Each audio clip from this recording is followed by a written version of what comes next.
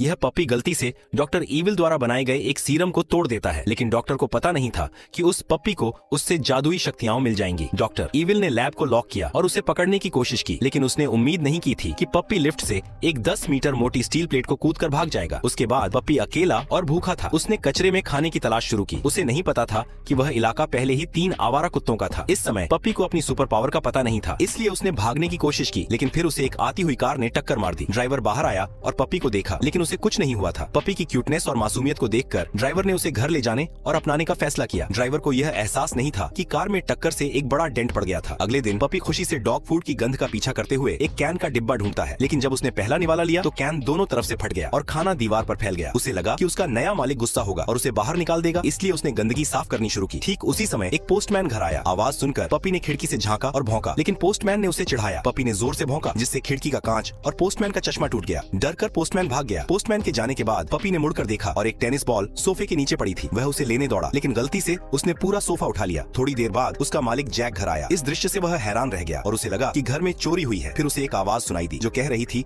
कि पपी ने यह सब किया है। जैक चौंक गया। घर में कोई नहीं था, तो यह आवाज किसकी थी?